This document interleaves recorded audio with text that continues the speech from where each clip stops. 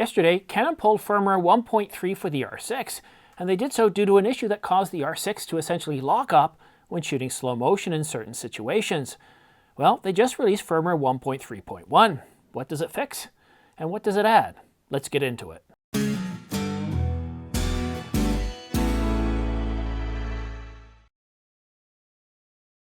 Thanks for tuning in to The Ordinary Filmmaker. Subscribe to get notification of new videos like this one so you don't miss any news, rumors, gear reviews, or tutorials. And a big thanks to Atomos for sponsoring The Ordinary Filmmaker. I'm using the Ninja 5 external recorder for all my studio work as it saves me a ton of time in post. Want to speed up your projects in post? Well, then use my links down below to purchase your own Ninja. And now for the news.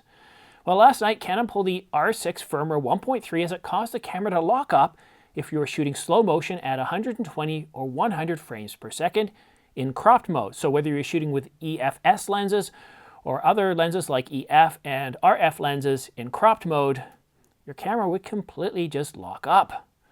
Now, Canon understood the urgency of this issue and immediately released firmware 1.3.1 today, and it's available for the R6 to resolve this issue. No firmware was released for the R5 or the 1DX Mark III. It also provided other fixes and enhancements. Here's a list of those highlights. Well, the obvious big fix right out of the gate is you can now shoot with slow motion in cropped mode. So if you're shooting with EFS lenses or if you're shooting in cropped mode with EF or RF lenses, because you've got to remember, once you put an EFS lens on it, the camera will automatically go into cropped mode. So you can now shoot at 120 and 100 frames per second with firmware 1.3.1. It also fixes an issue where the power may become suspended when the camera is powered by USB for an extended period of time, and resolves the issue where corrupt images are displayed in the viewfinder. And lastly, it fixes an issue where the R6 cannot function when the drive mode is set to high-speed continuous shooting. So that covers the bug fixes. Now for some enhancements. Now firmware 1.3.1 adds IPB light to 4K, adds electronic full-time manual focus to the AF tab, and lastly, we can now see the transfer time displayed on the LCD during FTP transfer. Now, we really shouldn't be surprised at all that All-I wasn't added or that the 30-minute record limit wasn't removed. It really irritates me, and this goes back to July of last year, it really irritates me when a Canon spokesperson actually said on July the 10th, and it was on AV Pro, she said that the record limits were eventually going to get pulled. And she said this right before people bought the R5 and the R6, leading people to think that it was going away. Anyhow, if you've installed version 1.3, I recommend applying this firmware update so you can shoot high-speed slow motion and cropped mode without any issues. However, if you haven't applied firmware 1.3 yet, I'd still hold off a couple of weeks and let others test this out to see if they find any other issues that could impact your workflow. And now, let's go behind the scenes. I've got a couple of things I want to talk to you in this episode of Behind the Scenes. The first is, I'm trying shooting with my hat to see how the autofocus holds up. Now, it should work, but if it hunts a little bit, we know it's due to the cap, so we'll just have to see how that goes. The next item I want to talk to you about is the Spring Challenge.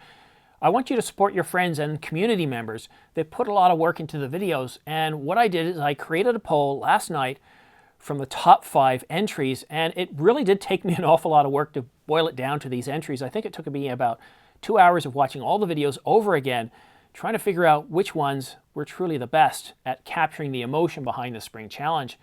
Now, the poll can be accessed from my YouTube channel main page by clicking on the Community tab, and I've also included a link in the description down below. Let's take a quick look at the contestants that have made it this far in the contest. Dominic is at the top right now with 44%. Very good video. I think he really captured how I felt when spring started. It got all of a sudden really cold. It started to snow again and just felt kind of down and dreary. And I think he really captures that. And then you can see Dominic's very excited about spring, and he very, very, very cinematic. The audio was very good. The accompanying soundtrack was very good. Just everything edits very well done. A very solid entry. And then we have One Shot Filmmaker. He's also done a terrific job. Again, pretty well everybody here, to get this far, the videos are very cinematic. They really connect emotionally. The transitions are done at the right point. Just really, really well done. But nobody's voted for One Shot Filmmaker yet. Not even One Shot Filmmaker. So go ahead and take a look at these videos. And then we have Bronson M. Another great entry here. Just, you know, I'm almost at a loss of words at the quality of the videos coming here, and that you guys actually took the amount of time it took to produce these.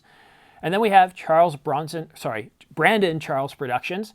Nobody's voted for Brandon Charles yet, not even himself. And if you take a look at Brandon's, what's really unique here is his use of time-lapse. It really kind of captures that changing of the season. It almost reminds me, what's the movie? It feels like a cross between The Forgotten and Vanilla Sky.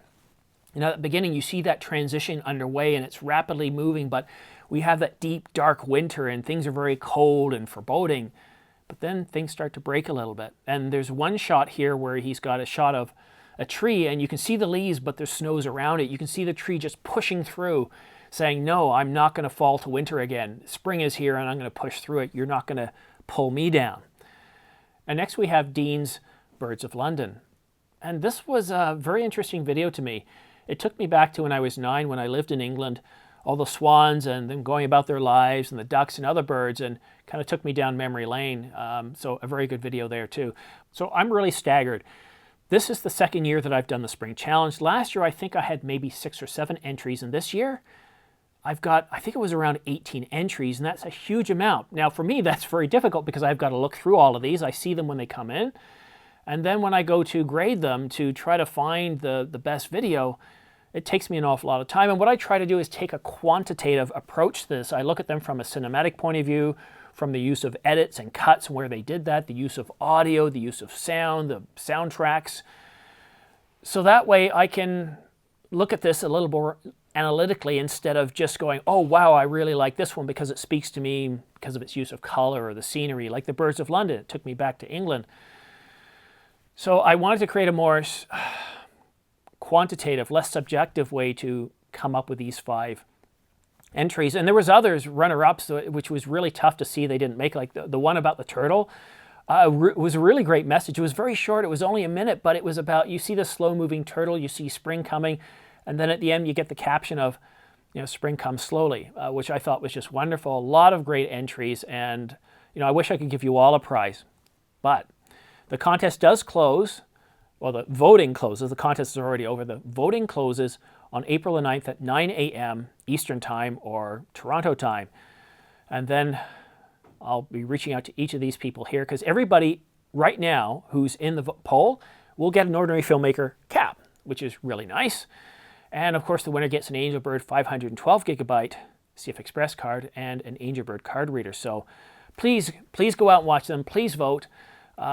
They'll very much appreciate it, and provide comments too. Tell them why you voted for them, what you liked about their videos, what maybe offer up a suggestion too, maybe what they could do differently in the future.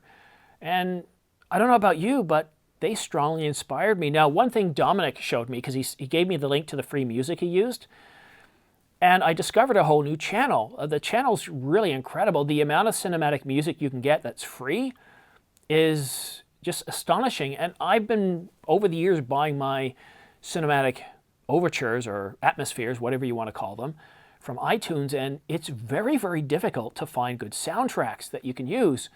And the great thing about these, I don't have to buy them, and I can use them on YouTube because they're free. It says so right in the title. So that's something I learned as well. And I'll include that as a link in the description down below, as well as where you can download the firmware 1.3.1 for the Canon EOS R6. But that's it for now. Don't forget to subscribe for your chance to win 2 Angelbird 128GB AV Pro MK2 V90 SD cards and a dual UHS-2 card reader. Or you could also win a Ulanzi LED light package with accent lights, an underwater light, and various flat panel lights that you can use for lighting your subject.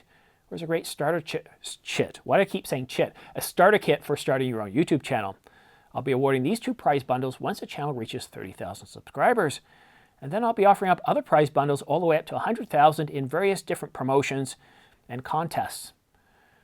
And then, of course, once the channel reaches 100,000, I'll be giving away a brand new Canon EOS R5 full-frame mirrorless camera to one lucky viewer. And on that bombshell, thank you once again for watching The Ordinary Filmmaker. I do appreciate it. We'll see you again soon.